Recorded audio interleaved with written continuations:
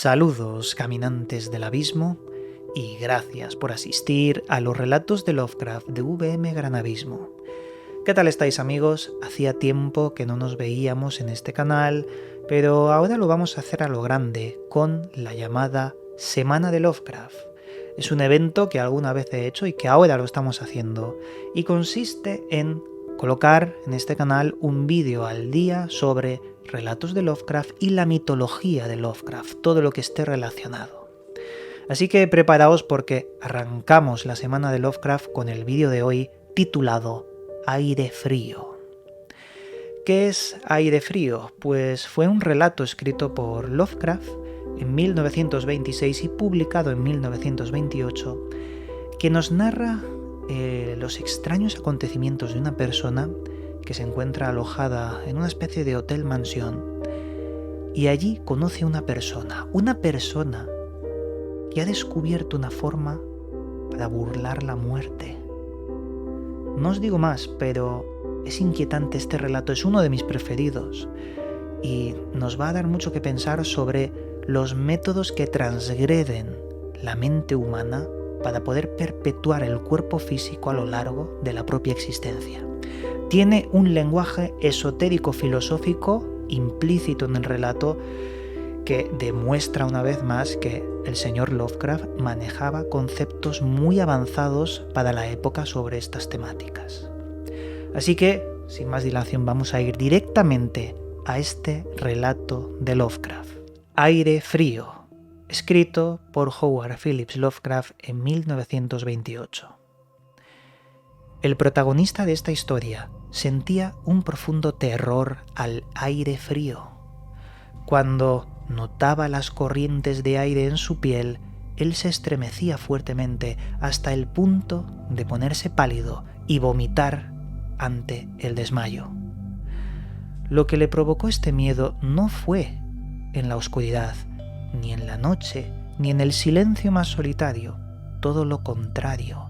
Ocurrió ante los tonos anaranjados de una bella tarde, ante el bullicio de la gente de la gran urbe y en una casa con un montón de personas. Era primavera de 1923 y necesitaba mantener su trabajo en la revista de Nueva York, pero le pagaban muy poco y tuvo que conformarse con vivir en una habitación dentro de una mansión olvidada. El lugar era muy viejo, construido en 1894 y contaba con 4 pisos repletos de pequeñas habitaciones. Las paredes estaban oxidadas y se notaba una decadencia opulenta que desprendía un deprimente olor a viejo y a moho. Pero, al margen de eso, parecía limpio y realmente no eran tan pequeñas esas habitaciones por el precio que había pagado. Además, tenía agua caliente. Allí decidió vivir. La patrona del edificio era una mujer española desaliñada, de cuerpo grande y con una barba incipiente. Su apellido era Herrero y no se metía con nadie, ni hacía preguntas. Los compañeros de la pensión eran pacíficos y caminaban en silencio por los pasillos. Después de 3 semanas hospedado, ocurrió el primer incidente. Fue por la noche, cuando en la habitación empezó a escucharse un ruido de goteo constante. El hedor era terrorífico, se trataba de un producto que él identificaba como amoníaco, era muy fuerte. El techo estaba húmedo y de ahí goteaba la asquerosa sustancia. Aquel joven habló con la patrona para solucionar cuanto antes este problema. Y así es como fueron a la habitación de arriba para hablar con su residente, el doctor Muñoz. Al parecer, este doctor había derramado un producto químico. Él era un hombre que cada día estaba más enfermo. Era víctima de una rara enfermedad que le hacía tomar constantes baños por el fuerte olor que desprendía. No podía soportar el calor, su habitación estaba repleta de químicos y artilugios, pero ya no ejercía de la medicina. En otros tiempos fue un famoso doctor que trabajó en Barcelona, pero nunca salía a la calle y usaba el amoníaco para mantenerse frío. La señora Herrero fue quien subió a la habitación del doctor Muñoz y arregló el problema. Sin embargo, el joven se volvió a su habitación y comprobó que el amoníaco dejó de gotear. Tras unas cuantas semanas, este joven periodista empezó a encontrarse mal. Se dio cuenta de que parecía que estaba sufriendo un infarto. Giró el pomo de la puerta, se arrastró escaleras hacia arriba y tocó fuertemente a la habitación del doctor Muñoz. Golpeó la puerta y tras un rato, ésta se abrió. De repente le azotó un fuerte aire frío, horroroso, acompañado por un hedor vomitivo. Era uno de los días más calurosos de junio y aquel frío no tenía sentido. Tras cruzar el umbral de aquella habitación, descubrió que la casa estaba adornada de forma muy precisa y refinada. La suntuosa decoración le sorprendió y descubrió los artilugios químicos que formaban una especie de laboratorio en el salón.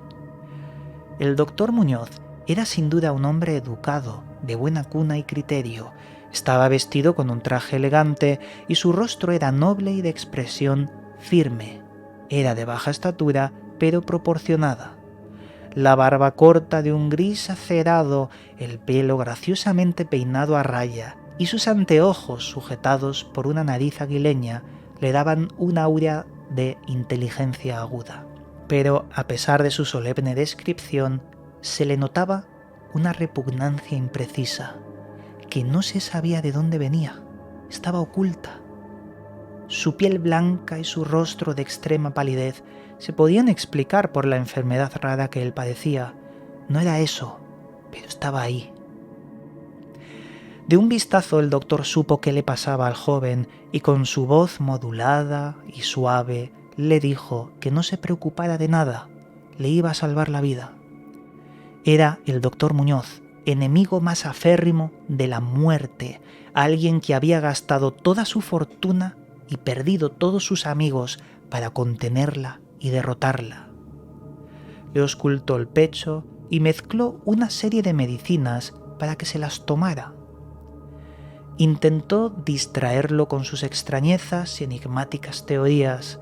Le dijo acerca de la fragilidad del corazón, que la voluntad y la conciencia se podían mejorar con métodos científicos para conservar una especie de animación nerviosa capaz de prevalecer ante el cuerpo, incluso en ausencia de órganos vitales. Algún día, le dijo en broma, podría enseñarle a cómo vivir o poseer al menos una especie de existencia consciente sin su corazón. Lo dijo en bromas, al menos eso pensaba en ese momento, para tranquilizar al joven. Entonces se le dijo que guardaba un tratamiento muy estricto.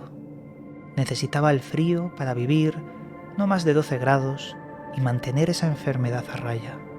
Usaba un generador a motor con el amoníaco para emitir frío constante. Tras abrir los ojos y recuperarse de aquel principio de infarto, pareció que se había recuperado increíblemente rápido con lo que le había dado, con esas medicinas.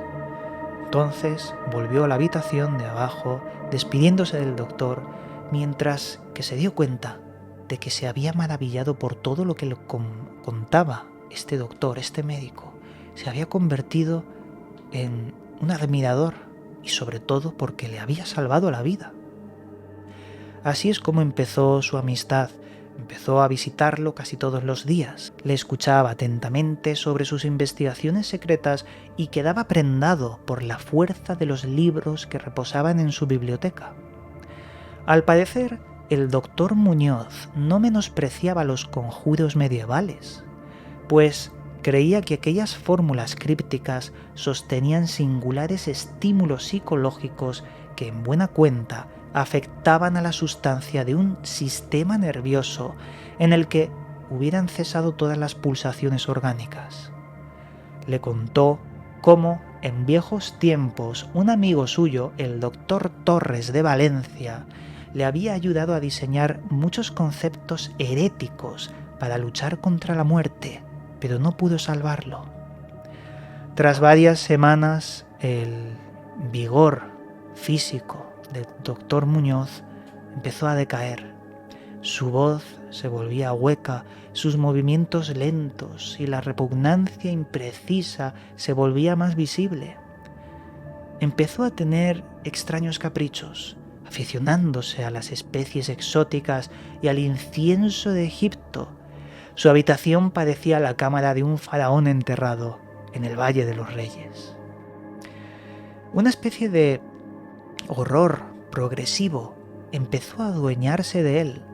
Hablaba a todas horas de la muerte, pero estallaba a carcajadas cuando se le sugería sobre los preparativos para un funeral. Entonces el aire frío lo fue mucho más gélido, mucho más que nunca, ya que modificó la máquina de amoníaco para generar hasta -2 grados centígrados constantes.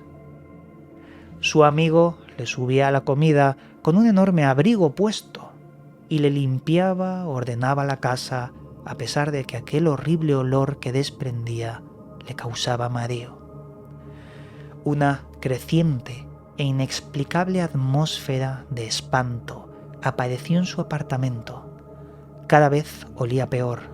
El hedor se había mezclado con el incienso y el moho de las paredes. Aquel joven comprendió que quizás ese olor estaba relacionado con la extraña enfermedad del doctor, pero se volvió insoportable. La señora Herrero se santiguaba cada vez que lo veía. Por su mal aspecto le sugirió que fuera al hospital, y este médico se negaba, mostrando una fuerte voluntad y una fortaleza mental, valores que parecían crecer cada día más y más en lugar de disminuir. Su fiera determinación era tan grande que parecía desafiar a gritos al demonio de la muerte, aunque ese antiguo enemigo estuviera a punto de atraparle. Muñoz adquirió la costumbre de escribir largos y complejos textos que mandaría a su joven amigo para que los enviara en caso de que la muerte lo atrapara. Los tendría que enviar a un doctor francés y a varias personas de las Indias Orientales, pero lo que aquel joven haría en tal caso sería quemarlos sin abrir el sobre. El aspecto y la voz de Muñoz se volvió horriblemente espantoso. Un día le provocó un ataque de epilepsia con la mirada a un viejo electricista que vino a repararle una lámpara. Desde lejos, en la habitación y en las sombras, le indicó al electricista qué es lo que debía hacer para recuperarse de aquel ataque. Una noche sonó una explosión. La máquina para generar frío, a partir del amoníaco, se había roto. El doctor Muñoz llamó a golpes a la puerta de su joven vecino. Lo intentaron arreglar, pero la máquina estaba hecha polvo. Debía buscar un mecánico. Tras aquello, el médico no paraba de lanzar maldiciones en un tono de voz hueco y carente de vida que sobrepasaba toda descripción. La rabia y el miedo de aquel moribundo ermitaño adquirieron proporciones grotescas y se echó las manos a los ojos tras un fuerte espasmo. Después de salir del baño, portaba un fuerte vendaje en la cabeza. Ya no se le volvió a ver los ojos. El frío que reinaba en aquella habitación había empezado a disminuir. A las 5 de la mañana le pidió al joven que buscase todo el hielo que encontrase en las tiendas. Cada vez que regresaba con bolsas de hielo, se lo dejaba en la puerta y le decía que necesitaba más y más, y que lo hiciera mientras buscaba un mecánico para arreglar la parte dañada de la máquina. Pasó horas y horas buscando en un almacén de pistones para reparar la máquina que le había indicado un mecánico tras su consulta. Volvió en taxi con el pistón y 2 mecánicos, pero lo que encontraron fue el más absoluto de los horrores. El edificio estaba sumido en una extraña confusión. Algo diabólico flotaba en el aire. La señora Herrero y los 2 mecánicos decidieron forzar la puerta del médico, ya que no contestaba, y se escuchaba un extraño goteo. con un alambre lograron abrir la puerta. Tras protegerse las narices con un pañuelo, entraron en la casa, que estaba inundada por un cálido sol de aquellas horas de la tarde. Había una especie de rastro oscuro y viscoso que iba desde la puerta abierta del baño hasta el vestíbulo y de ahí al escritorio, donde había formado un terrorífico charco. Alguien lo había estado garrapateando con un lápiz empuñado por una mano repugnante y ciega sobre un papel horriblemente manchado, como si hubiera estado en contacto con las garras que trazaron apresuradamente las últimas palabras. El rastro se dirigía hacia el sofá, donde terminaba indescriptiblemente. Aquel joven no pudo atreverse a detallar lo que había en ese sofá, pero lo que pasó en medio de aquella espantosa escena, lo que estaba escrito en aquel repugnante y pegajoso papel, lo que pudo leer antes de prenderlo fuego con una cerilla, no pudo soportarlo. De hecho, le costó mucho descifrar lo que ponía ahí.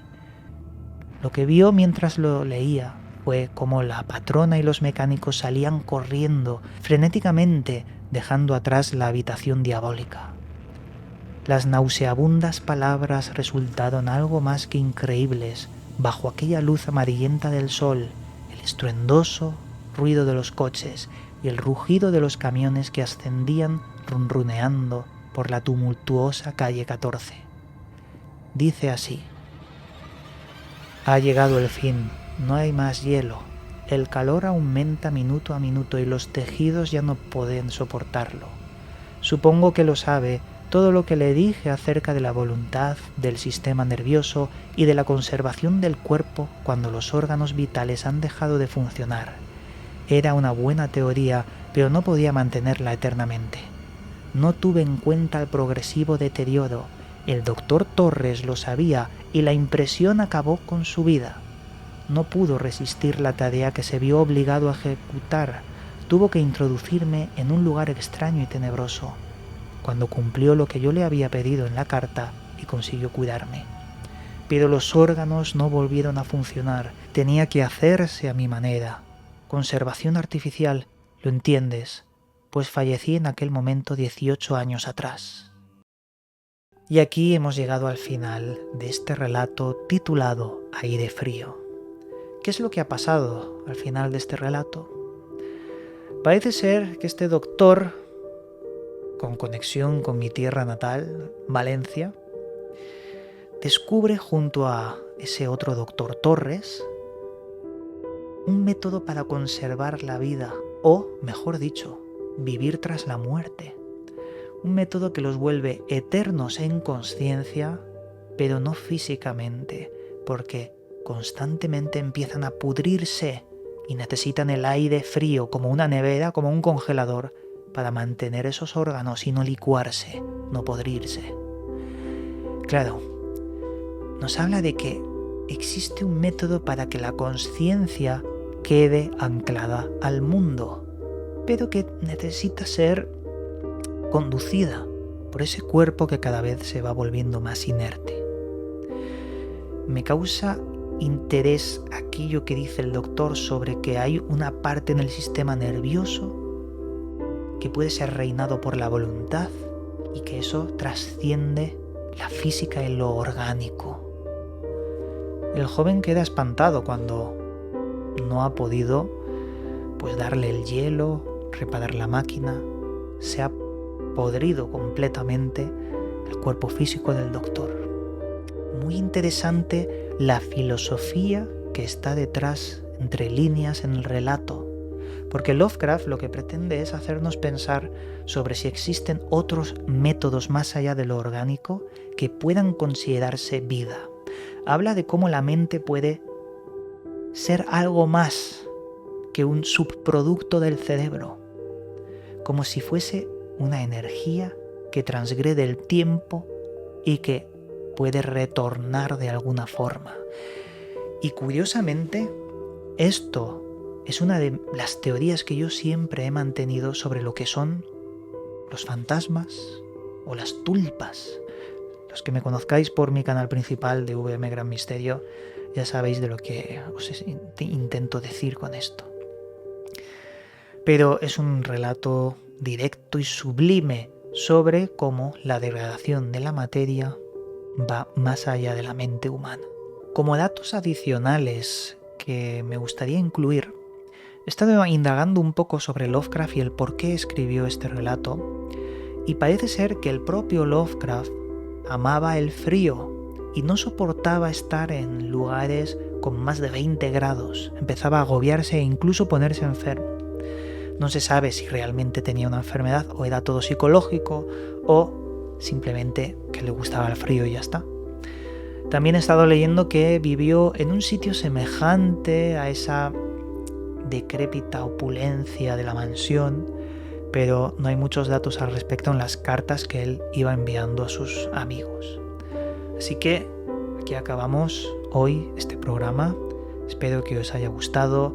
Seguiremos subiendo vídeos en esta semana de Lovecraft y espero que comentéis y apoyéis todo este proyecto, que es lo que necesito para poder continuar.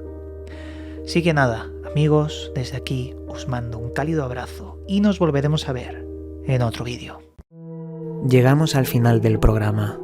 Puedes seguirme en mis otros 2 canales donde también subo información sobre misterios y enigmas. A su vez, también puedes seguirme en las redes sociales donde actualizo cada día su contenido. Que las estrellas guíen vuestro camino. Hasta pronto, amigos.